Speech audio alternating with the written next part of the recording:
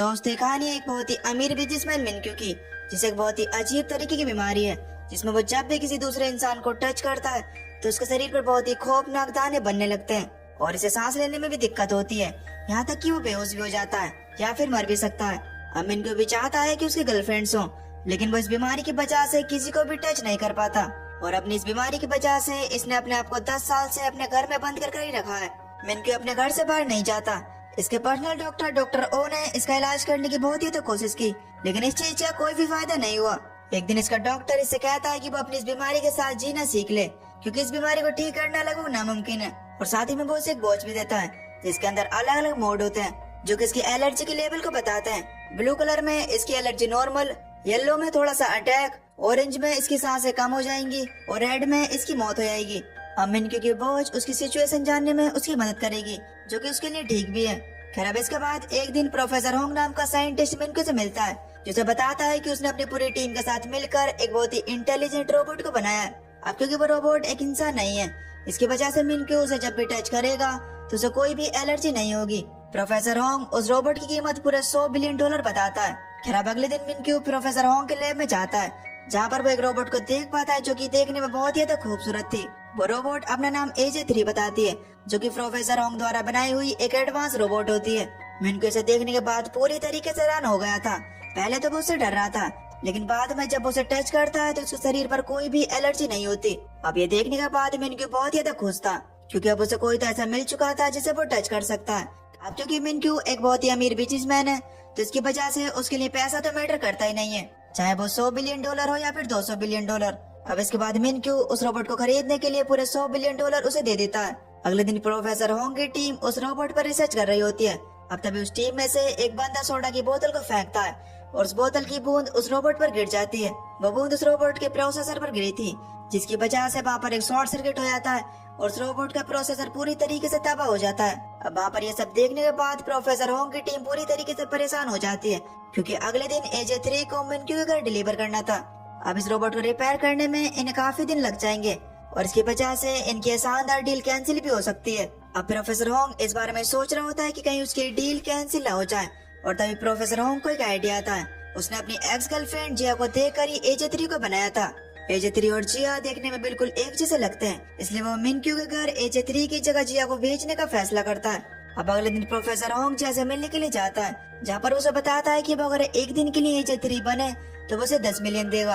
यहाँ पर हमें पता चलता है कि जिया बहुत ही ज्यादा गरीब है और इसे पैसों की सख्त जरूरत है। इसकी वजह से वो इसके इस ऑफर को एक्सेप्ट कर लेती है। प्रोफेसर होंग उसे अगले दिन लैब के अंदर ले जाता है और वहाँ पर उसे उस रोबोट को दिखाता है। इसके बाद होंग की पूरी टीम मिलकर उसे सिखाती है कि AJ3 किस तरीके से काम करता है। अब इसके बाद वो उसे रोबोट की तरह कपड़े पहनाते हैं और रोबोट की तरह ही उसके बाल लगाते हैं, और साथ ही में उसे एक लेंस भी लगाते हैं जिसकी मदद से वो रोबोट की तरह देख पाएगी, और प्रोफेसर होंग की टीम उसे मॉनिटर की मदद से देख सकते हैं। अब जिया को पूरी तरीके से समझाने के बाद उसे एक लॉकर में बंद करके मिनक्यू के घर लाया जाता है। अब जैसे ही इसे लॉकर से खोला जाता है तो जिया मिनक्यू को देखकर डर जाती है।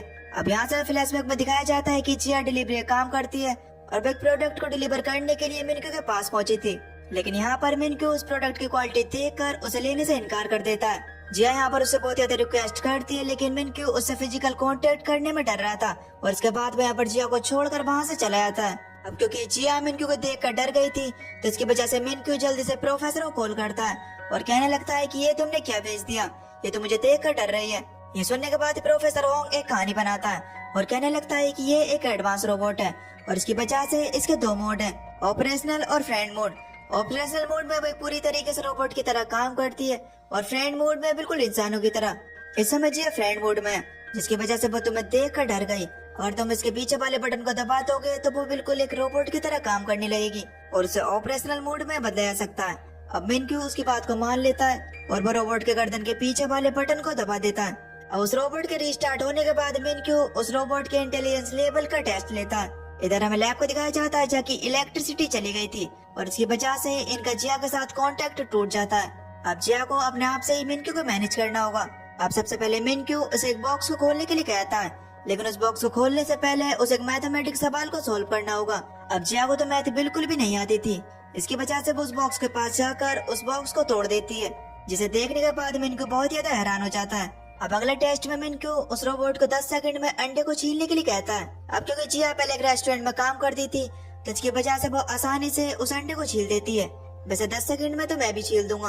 अब मिनक्यू देखने के बाद बहुत ज्यादा खुश हो जाता है और वो इस रोबोट के इंटेलिजेंस लेवल की तारीफ करता है। इधर दूसरी तरफ लैब में अब इलेक्ट्रिसिटी वापस आ जाती है और अब जब वो जिया के लेंस की मदद से देखते हैं तो वे देखकर हैरान हो जाते हैं कि जिया मिनक्यू पर गुस्सा हो रही है, क्योंकि मिनक्यू ने उसकी बैटरी को चेक करने के लिए उसके सीने को टच करने की कोशिश की थी।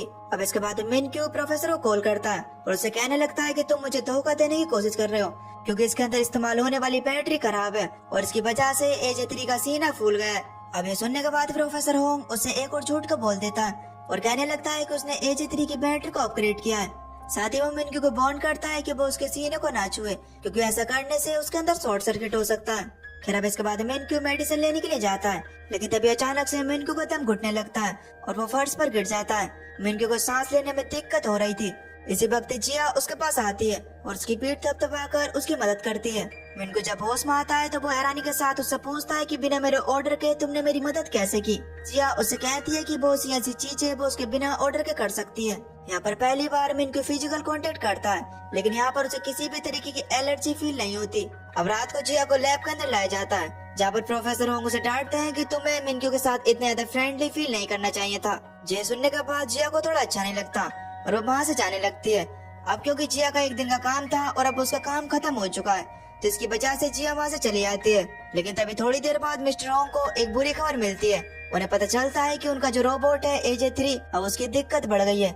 इसकी वजह से उसे रिपेयरिंग के लिए अफ्रीका भेजा गया है और जब वापस आने में कम से कम 2 हफ्ते तो लगेंगे ही। अब तभी प्रोफेसर के पास मिनक्यू की कॉल आती है, जो उसे बताता है कि मुझे 1 महीने के लिए AJ3 चाहिए, क्योंकि वो उस रोबोट को डीपली तरीके से समझना चाहता है। अब प्रोफेसर होंग के पास जिया को वापस लाने के अलावा कोई दूसरा रास्ता नहीं बचा था, इसलिए वो जिया के पास जाता है और उसे कुछ हफ्तों के लिए रोबोट बनने के लिए कहता है। लेकिन अब जिया रोबोट बनना नहीं चाहती, तब प्रोफेसर होंग उसके सामने कुछ ज्यादा पैसों का ऑफर रखता है। अब क्योंकि जिया को पैसों की जरूरत थी तो इसकी वजह से वो उस ऑफर को एक्सेप्ट कर लेती है। प्रोफेसर उसे बताता है कि जब तक हमारा AJ3 रोबोट नहीं आ जाता तब तक तुम्हें मिनक्यू के पास ही रहना होगा। तुम ज्यादा टेंशन मत लो, हम रोज रात को तुम्हें चार्ज करने के बहाने अपने लैब के अंदर ले आया करेंगे। खैर अब इसके बाद अगले दिन बदकिस्मती से जिया के पेट में कुछ गड़बड़ होने लगती है। जिया वहाँ पर अपने आप को बहुत ही मैनेज करने की कोशिश करती है, लेकिन वो अपने आप को हैंडल नहीं कर पाती और वो वहाँ पर फाट कर देती है। मिनक्यू हैरानी से पूछता है कि आखिर ये क्या आवाज है। तब वो रोबोट उससे कहती है कि ये आपने क्या है। जल्दी उसकी स्मेल चारों तरफ फैलने लगती है। अब जिया उसे कपड़े बदलने के लिए कहती है, जिस पर वो भोला वाला मिनक्यू उसकी बात को मान भी जाता है, क्योंकि उसे लग रहा था कि मेरे अलावा यहाँ पर कोई इंसान है भी नहीं तो कोई और ये काम कैसे कर सकता है। इसके बाद मिनक्यू अपने कपड़े चेंज करने के लिए चला जाता है। अब जब मिनक्यू यहाँ से चला जाता है तो जिया इस चीज का फायदा उठाकर वॉशरूम में चली जाती है। मिनक्यू जल्दी से वापस आ जाता है और वो देख पाता है कि वहाँ से रोबोट गायब है। वो चारों तरफ उसे ढूंढने लगता है और वो उसे मिल भी जाती है। वो देख पाता है कि जिया उसके महंगे परफ्यूम से उसके टॉयलेट को साफ कर रही है। मिनक्यू ये देख कर हैरान हो जाता है और कहने लगता है कि रोबोट तो पानी को हाथ भी नहीं लगाते और तुम ये सब कैसे कर पा रही हो। जिस पर जिया उससे झूठ बोलती है और कहने लगती है कि वो एक एडवांस रोबोट है और वो इन सभी कामों में माहिर है। अब जब मिनक्यू वहाँ से जा रहा होता है तो तभी वो नोटिस करता है कि जिया के फेस पर पसीना आ रहा है। वो उसके करीब जाने की कोशिश करता है, लेकिन उसका पैर साबुन पर आने की वजह से वो नीचे गिर जाता है। जिया जल्दी से उसकी तरफ भागती है, लेकिन वो उसे बचाने की जगह उसके परफ्यूम को पकड़ती है। अब नीचे गिरने की वजह से मिनक्यू को कुछ चोट लग गई थी। खैर अब इसके बाद अगले दिन जिया जब सफाई कर रही होती है तो तभी वो मिनक्यू के कार्ड्स के महल को गिरा देती है, जिसे मिनक्यू ने 10 साल से संभाल कर रखा हुआ था।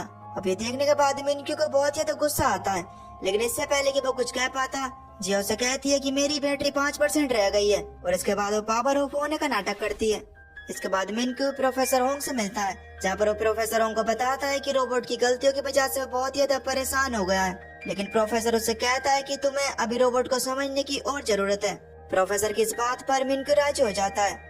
अगले दिन मिनक्यू से मिलने के लिए उसका बहुत ही खास मेहमान आने वाला था, इसलिए वो जिया को बाहर निकलने से मना करता है और वो शख्स जो आने वाला था वो और कोई नहीं बल्कि इसकी गर्लफ्रेंड रिया थी। लेकिन जब रिया उसके शरीर पर हाथ रखती है तो उसके शरीर में एलर्जी होने लगती है। मिनक्यू उससे सब चीज छुपाने की कोशिश करता है और इसके बाद वो एक इम्पोर्टेंट मीटिंग का बहाना लेकर वहाँ से चला जाता है। इसके बाद मिनक्यू अपने उस कमरे की तरफ भागता है जहाँ पर उसका इंजेक्शन रखा हुआ था। मिनक्यू बहुत ज्यादा कमजोर हो चुका था, इसकी वजह से वो सिरिंज को पकड़ने में नाकामयाब रहता है। अब तभी जिया वहाँ पर आकर देखती है कि मिनक्यू जमीन पर लेटा हुआ है और उसे वहाँ पर सांस लेने में बहुत ज्यादा दिक्कत हो रही है। खैर अब इसके बाद यहाँ से सीन शिफ्ट होता है और हमें वो वक्त दिखाया जाता है जब मिनक्यू को एलर्जी नहीं थी और इसके लिए सब चीजें नॉर्मल थी। छोटा मिनक्यू जब अपने लिए काठ का महल बनाता है तो उसके पेरेंट्स उसे देखकर बहुत ज्यादा खुश होते हैं। अगले दिन मिनक्यू के जन्मदिन पर सब लोग आए होते हैं और वो बहुत ही अच्छी तरीके से मिनक्यू के जन्मदिन को सेलिब्रेट करते हैं। अब ये लोग अपनी कार में बैठकर घर जा रहे होते हैं, लेकिन तभी अचानक से एक बलून उड़कर मिनक्यू के फादर के मुंह पर आ जाता है। उस वक्त उनकी कार के सामने से एक ट्रक आ रहा था और वहाँ पर उनका एक्सीडेंट हो जाता है। इसके बाद जब मिनक्यू की आँख खुलती है तो वो अपने पेरेंट्स के लिए रो रहा था जो कि उस हादसे में मर चुके थे। अब बहुत सारे रिश्तेदार मिनक्यू से मिलने के लिए आते हैं, लेकिन असल में वो मिनक्यू से मिलने के लिए नहीं बल्कि उनकी प्रॉपर्टी के वारिस बनने के लिए आए थे। इसके बाद जब मिनक्यू वॉशरूम में जाता है तो उसे अपनी जेब से एक नोट मिलता है और उसमें लिखा होता है कि किसी भी पेपर पर साइन मत करना। इसके बाद मिनक्यू अपने घर पहुंचता है और बाहर के इंसानों से दूर रहता है क्योंकि हर कोई मिनक्यू की प्रॉपर्टी को हड़पना चाहता था। इसकी वजह से मिनक्यू किसी से मिलना पसंद नहीं करता। अब उसी वक्त से मिनक्यू को वो एलर्जी होना शुरू हो गई। अब उसके पर्सनल डॉक्टर के अलावा उसकी इस एलर्जी को कोई भी नहीं जानता। खैर अब इसके बाद कहानी प्रेजेंट में आती है। मिनक्यू की जब आँख खुलती है तो वो अपने पास जिया को पाता है। मिनक्यू अब देख पाता है कि वो बिल्कुल नॉर्मल हालत में है। इसके बाद वो जिया का शुक्रिया अदा करता है क्योंकि उसने उसे इंजेक्शन देकर उसे नॉर्मल हालत में कर दिया था। अब जिया और मिनक्यू साथ में ज्यादा वक्त बिताने लगे थे और उनका ये रिश्ता गहरा होता चला जाता है और वो दोनों एक दूसरे करीब होते चले जाते हैं। एक दिन मिनक्यू उसे अपनी और रिया की डेट पर ले जाता है। वो दोनों एक दूसरे के साथ वहाँ पर बहुत सारी बातें करते हैं। अब जब रिया वहाँ से जा रही होती है तो मिनक्यू को हाथ मिलाने के लिए कहती है। इसके बाद जब मिनक्यू हाथ मिलाता है तो उसे एलर्जी होना शुरू हो जाती है। उसे वहाँ पर सांस लेने में दिक्कत हो रही थी। अब जब वो अपनी सिरिंज पकड़ता है तो वह सोचने लगता है कि उसे ये इंजेक्शन लगाना चाहिए या फिर नहीं, क्योंकि अब वो अपनी जिंदगी से पूरी तरीके से परेशान हो चुका था। उसकी स्मार्ट वॉच तेजी से बीप करने लगती है, लेकिन इसके बाद जब जिया उसके पास आती है तो वो नॉर्मल हो जाता है। अब जब जिया मिनक्यू को देखती है तो मिनक्यू का मॉनिटर भी नॉर्मल हो गया था और अब मिनक्यू बिना इंजेक्शन के ही ठीक हो चुका था। अब इसके बाद ये दोनों यहाँ से दूसरे अपार्टमेंट में जाने लगते हैं। जब ये दोनों यहाँ से जा रहे होते हैं तो एक बंदा आकर मिनक्यू से टकराया था। अब वो बंदा मिनक्यू को चेक करने के लिए कि मिनक्यू ठीक है उसे पकड़ लेता है, लेकिन यहाँ पर हैरानी की बात तो यह है कि मिनक्यू को कोई भी एलर्जी नहीं होती। अब ये देखने के बाद मिनक्यू मार्केट में जाने का फैसला करता है ताकि वो खुद को चेक कर सके कि वो असल में ठीक है भी या फिर नहीं। मिनक्यू ने अपने पिछले 10 सालों में ऐसा नहीं किया था। अब जैसे ही वो दोनों बाहर निकलते हैं तो एक बच्चा आकर मिनक्यू के हाथ से टकराता है, लेकिन अब भी मिनक्यू को कुछ भी नहीं होता। अब जब ये दोनों और आगे जाते हैं तो एक शख्स मिनक्यू का हाथ पकड़ता है। जब मिनक्यू जल्दी से अपने मॉनिटर को देखता है तो वहाँ पर सब कुछ नॉर्मल था। ये सब देखने के बाद मिनक्यू की आंखों में पानी आ चुका था। इसके बाद वो जल्दी से डॉक्टर ओ को कॉल करता है और वो वहाँ पर उनसे बताने लगता है कि मेरी ये एलर्जी खत्म हो चुकी है। अब तभी अचानक से एक शख्स आकर मिनक्यू से टकराता है और वहाँ पर एक बार फिर से उसकी वो एलर्जी उसे होने लगती है।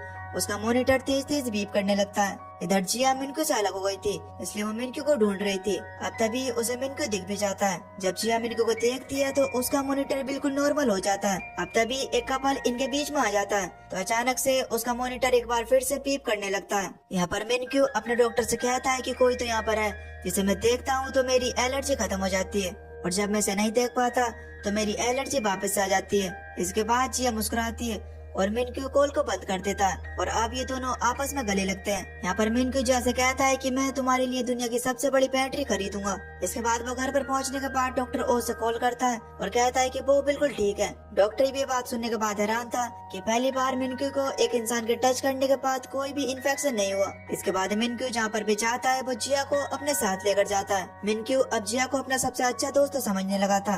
अब इसी दौरान हम AJ3 रोबोट को देख पाते हैं जो कि अब पूरी तरीके से प्रिपेयर हो चुका है, लेकिन अभी इसे सही से काम करने में थोड़ा वक्त लगेगा। प्रोफेसर कहता है कि थोड़े दिनों बाद ये रोबोट पूरी तरीके से ठीक हो जाएगा। जिया जिसे मिनक्यू के साथ रहने की आदत पड़ गई थी, उसे सुनने के बाद बहुत ज्यादा दुख होता है। एक दिन मिनक्यू जिया को एक रेस्टोरेंट के अंदर लेकर जाता है, लेकिन उसे अकेली सीट पर बैठा देता है। इसके बाद मिनक्यू रिया और उसके बाप से मिलता है। ये तीनों आपस में वहाँ पर बातें कर रहे होते हैं। इधर रिया अकेले बैठकर परेशान हो रही थी। अब थोड़ी देर बाद मिनक्यू जब उसे लेने के लिए आता है तो जिया उससे नाराज होकर वहाँ से चली आती है। अब मिनक्यू जब भी सेफ है जब जिया उसके साथ हो, लेकिन एक दिन मिनक्यू अकेला ही गैस स्टेशन पर पहुँचता है जहाँ पर वो अपना क्रेडिट कार्ड निकाल कर वहाँ पर मौजूद वर्कर को देता है। अब जब वो वर्कर दोबारा से उस क्रेडिट कार्ड को मिनक्यू को देता है तो उसका हाथ मिनक्यू से टच हो जाता है, लेकिन मिनक्यू इस बात पे ध्यान नहीं देता और वो वहाँ से चला जाता है। लेकिन तभी अचानक से मिनक्यू को ध्यान आता है कि जब उस वर्कर ने उसका क्रेडिट कार्ड वापस किया था तो उसका हाथ उसके हाथ से लग गया था। उसे इस चीज से कुछ भी नहीं हुआ और मॉनिटर भी बिल्कुल नॉर्मल है और जिया भी उसके साथ नहीं है। इसके बाद मिनक्यू डॉक्टर ओ से मिलने के लिए जाता है और वो वहाँ पर उनका थैंक्स करता है, क्योंकि डॉक्टर ओ कई सालों से मिनक्यू को ठीक करने की कोशिश कर रहा है और अब शायद मिनक्यू ठीक भी हो चुका है। यहाँ पर डॉक्टर ओ मिनक्यू से कहते हैं कि तुम्हें अब AJ3 रोबोट को वापस भेज देना चाहिए, क्योंकि अब तुम पूरी तरीके से ठीक हो चुके हो और तुम्हें किसी की जरूरत भी नहीं है। अब अगले दिन मिनक्यू प्रोफेसर के पास जाता है और उसे बताता है कि शायद उस रोबोट से प्यार हो गया है। प्रोफेसर उससे कहता है कि तुम्हें पता भी है तुम किसके बारे में बात कर रहे हो, एक रोबोट के बारे में। आखिर तुम रोबोट से प्यार कैसे कर सकते हो? रोबोट सिर्फ एक ऐसी मशीन है जिसे पहले से ही प्रोग्राम किया जाता है। ये सुनने के बाद मिनक्यू उससे कहता है कि चाहे कुछ भी हो लेकिन मुझे उससे प्यार हो गया है और शायद मैं धीरे धीरे उसके चक्कर में पागल होते जा रहा हूँ। अब यहाँ पर मिनक्यू प्रोफेसर से उसका हाल भी पूछता है। अगले दिन प्रोफेसर मिनक्यू के पास आता है और उसे कहने लगता है कि एक रास्ता है, अगर वो AJ3 को रीसेट करते, इस तरह वो अपनी सारी पुरानी मेमोरी को भूल जाएगी और तुम अपनी जिंदगी में आगे बढ़ सकोगे। अब ये सुनने के बाद मिनक्यू पूरी तरीके से उदास हो चुका था, लेकिन अब उसे पता है कि यही उसके पास आखिरी रास्ता है। अब जब जिया ये खबर सुनती है तो वो भी वहाँ पर बहुत ज्यादा इमोशनल हो जाती है। अब जिया आखिरी बार AJ3 के कपड़े पहनकर मिनक्यू के पास जाती है। यहाँ पर मिनक्यू आखिरी बार जिया के साथ घूमना चाहता है, इसलिए वो बाहर लेकर जाता है जहाँ पर बर्फबारी हो रही होती है। फिर अब इसके बाद ये दोनों अपने घर पहुँच जाते हैं। अब ये दोनों आखिरी बार एक दूसरे को देख रहे थे। यहाँ पर मिनक्यू जिया का शुक्रिया अदा करता है। अब ये सुनने के बाद जिया की आंखों में आंसू आ जाते हैं। इसके बाद मिनक्यू जिया के पास जाता है और अपने गले में से अपनी माँ का लॉकेट निकाल कर जिया के गले में डाल देता है और अब वो यहाँ पर जिया को गले लगाता है और इसके बाद वो उसका रीसेट बटन दबा देता है। अब इस तरीके से AJ3 की सारी मेमोरी रीसेट हो चुकी थी। अब रात के समय में हम जिया को देख पाते हैं जो कि मिनक्यू के लिए बहुत ज्यादा रोती है। अब रात को जिया इतनी ज्यादा रोती है कि वो अगली सुबह को बीमार पड़ जाती है। इसे हॉस्पिटल ले जाया जाता है, जहाँ पर हम देख पाते हैं कि जिया ने अभी भी मिनक्यू की माँ का लॉकेट पहन रखा है और इसके बाद ये दोनों अपनी अपनी जिंदगी में आगे बढ़ जाते हैं। जिया अपने आगे का काम करने के लिए अपनी दादी के शहर चली जाती है और मिनक्यू रिया के साथ शादी करने के लिए तैयारी करने लगता है। एक दिन मिनक्यू एक ट्रेन पर चढ़ता है जहाँ पर वो AJ3 जैसा चेहरा देखता है और वो और कोई नहीं बल्कि जिया थी, जो कि वहाँ पर मिनक्यू को देखकर उसे इग्नोर करने की कोशिश करती है। मिनक्यू यहाँ पर सोच रहा होता है कि शायद ये वही रोबोट है। दोनों यहाँ पर एक दूसरे के इतने ज्यादा पास होने के बावजूद भी कुछ भी बात नहीं करते, क्योंकि जिया को मिनक्यू से बोलने के लिए मना करा गया था। लेकिन यहाँ पर मिनक्यू को अभी भी शक होता है कि ये शायद वही रोबोट है, इसीलिए वो प्रोफेसर को कॉल करता है और कहने लगता है कि उसने AJ3 जैसा चेहरा देखा है। प्रोफेसर उससे कहता है कि मैंने किसी को देखकर AJ3 को बनाया था और शायद तुमने अब उसी शख्स को देख लिया है। मिनक्यू यहाँ पर प्रोफेसर से पूछता है कि क्या मैं उससे बात कर सकता हूँ, तब वो प्रोफेसर उसे बात करने से मना करता है। अब प्रोफेसर के मना करने के बावजूद भी मिनक्यू उसका पीछा करता है और वो उसके पास पहुंचकर उससे बात करने की भी कोशिश करता है। तब जिया उससे बिल्कुल अनजान बनने की कोशिश करती है, जैसे कि वो उससे पहले कभी मिली न हो, लेकिन फिर भी मिनक्यू अंदर जाकर बैठ जाता है। अब जिया जल्दी से किचन में जाकर अपने उस लॉकेट को निकालती है जो कि उसे मिनक्यू ने दिया था। अब यहाँ पर बहुत सारा समय बीत जाता है, लेकिन अभी भी मिनक्यू वहाँ पर ही बैठा हुआ था, जिसकी वजह से जिया उससे बात करने पर मजबूर हो जाती है। यहाँ पर जिया मिनक्यू को सारी बातें सच सच बता देती है। वो उससे कहती है कि आज से 4 साल पहले प्रोफेसर होंग ने अपने रोबोट पर मेरा फेस यूज करने के मुझे पैसे दिए थे। मिनक्यू उसे सब करने की वजह पूछता है, लेकिन जिया उसे यहाँ से भगा देती है। वो यहाँ पर मिनक्यू को धमकी देने लगती है कि अगर वो यहाँ से नहीं गया तो वो पुलिस को कॉल कर यहाँ पर बुला लेगी। तब मिनक्यू उसकी दादी से पूछता है कि क्या यहाँ पर रहने के लिए कोई कमरा है। तब उसकी दादी उससे आगे देती है और इसके बाद वो उसे यहाँ पर रहने देती है। अगले कुछ दिनों के अंदर ही मिनक्यू उसकी दादी के साथ बहुत ही अच्छे ताल्लुकात बना लेता और अब वो किसी तरीके से जिया के साथ भी रहने लगा था और वो उसके साथ बिताए हुए पुराने समय को याद कराने की कोशिश करता है। फिर अब इसके बाद एक दिन जब मिनक्यू जिया को ढूंढ रहा होता है तो वहाँ पर उसे जिया नहीं मिलती। इसके बाद वो जिया को लेकर परेशान हो जाता है। वो वहाँ पर जिया को हर जगह ढूंढने लगता है और आखिरकार वो जिया को ढूंढ भी लेता है। जिया मिनक्यू को देखने के बाद अपने नेकलेस को छुपा लेती है, लेकिन मिनक्यू ने उसके नेकलेस को देख लिया था। अब ये जानने के बाद कि उसके साथ धोखा हुआ है, उसे बहुत ही बुरा लगता है। अब इससे पहले कि वो जिया से कुछ कह पाता, उसे वहाँ पर एलर्जी होने लगती है और अब उसका मॉनिटर भी डेड पर पहुँच चुका था। ऐसा अभी तक नहीं हुआ। यहाँ पर मिनक्यू की हालत बहुत ज्यादा खराब थी। अब मिनक्यू को बहुत ज्यादा तकलीफ हो रही थी, तो इसकी वजह से वो जमीन पर गिर जाता है और अब उसके बचने के चांस बहुत ज्यादा कम थे और अब शायद मिनक्यू मर भी जाए। तो दोस्तों इसी के साथ इसका फर्स्ट पार्ट यहीं पर खत्म हो जाता है। अब आगे क्या मिनक्यू मर जाएगा या फिर जिया उसे बचा लेगी, इसके बारे में आपको पता चलेगा अगले पार्ट में। अगर आप इस सीरीज का अगला पार्ट देखना चाहते हो तो नीचे कमेंट में नेक्स्ट पार्ट टाइप जरूर करना। अगर आपका इस वीडियो पर अच्छा रिस्पॉन्स आया तो मैं अगला पार्ट जल्दी लेकर आऊंगा। बाकी अगर आपको वीडियो पसंद आई हो तो प्लीज वीडियो को लाइक करके चैनल को सब्सक्राइब जरूर कर देना, ताकि अगले पार्ट की नोटिफिकेशन आपको सबसे पहले मिल सके। तो चलिए मिलते हैं अगली वीडियो में, तब तक के लिए till then take care, love you, bye bye.